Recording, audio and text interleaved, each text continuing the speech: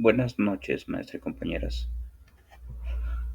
Comparto el tema con la finalidad de dar un entendimiento hacia la introducción del tema y la relevancia en el ámbito del derecho internacional público. La Corte Internacional de Justicia es el principal órgano jurisdiccional de la Organización de las Naciones Unidas. Tiene su sede en Palacio de la Paz, en La Haya, Países Bajos, y está encargada de decidir las controversias jurídicas entre Estados. También emite opiniones consultivas sobre cuestiones que pueden someterse a órganos institucionales especializadas en la ONU. La Corte desempeña una doble misión: el arreglo conforme al derecho internacional de controversias que le sean algunas de los Estados, y la misión de dictámenes sobre cuestiones jurídicas que le sometan los órganos u organismos del sistema de las Naciones Unidas que tengan autorizados para hacerlo.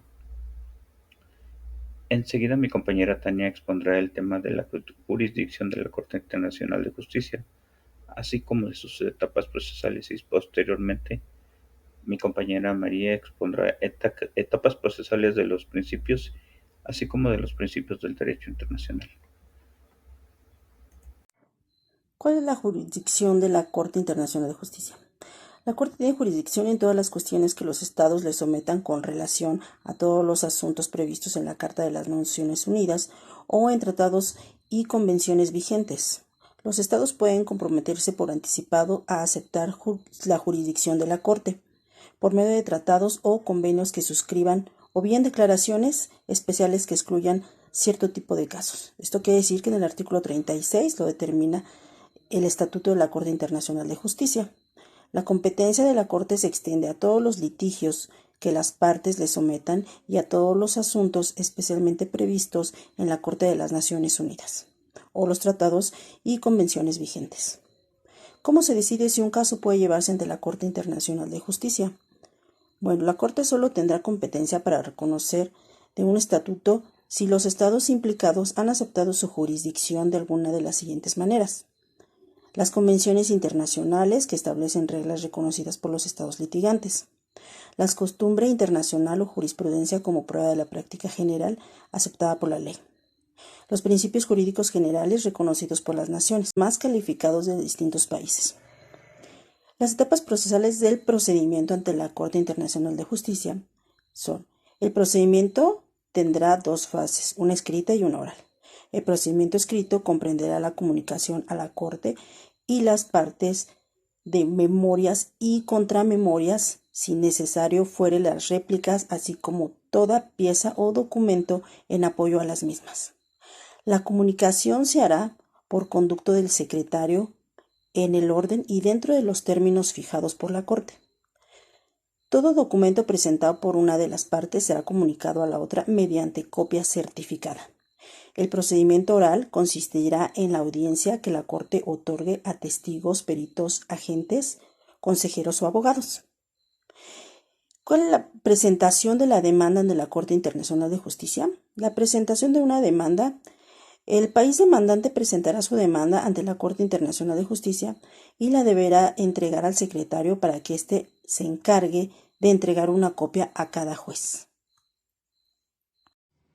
La Corte Internacional de Justicia tiene dos etapas procesales, que son los procedimientos contencioso y el consultivo.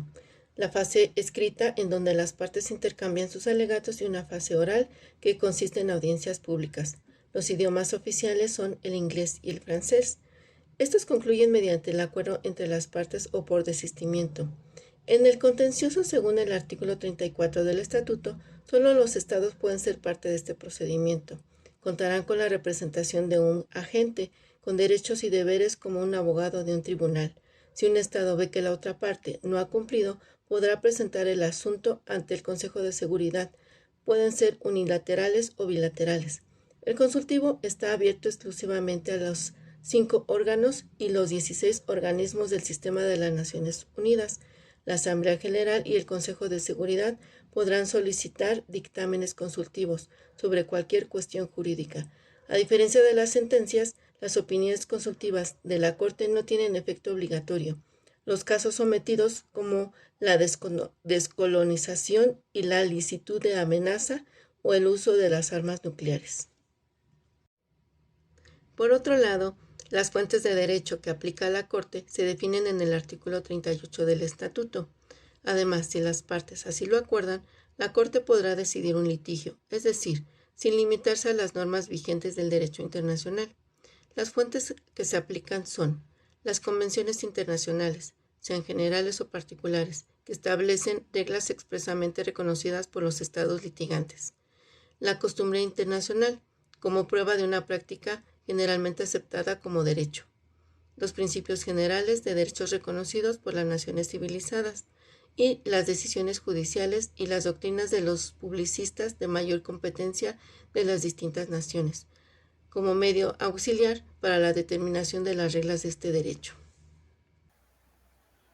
Finalmente, cumpliendo de las decisiones de la Corte Internacional de Justicia por parte de los Estados involucrados, a la firma de la Carta de los Estados miembros de las Naciones Unidas, se comprometen a cumplir con cualquier decisión de la Corte en los estados en los que sean partes.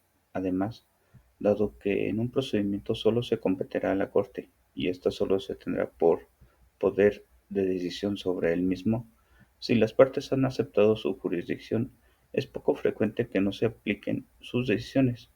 Si un Estado defiende que o la otra parte no ha cumplido con la obligación de diversas de un fallo de la Corte, podrá presentar el asunto ante el Consejo de Seguridad, que tiene poder para hacer recomendaciones y decidir qué medidas deben adoptarse para que la sentencia tenga efecto. Quedamos atentos a sus comentarios, maestra. Y una disculpa porque no pude grabar por Teams.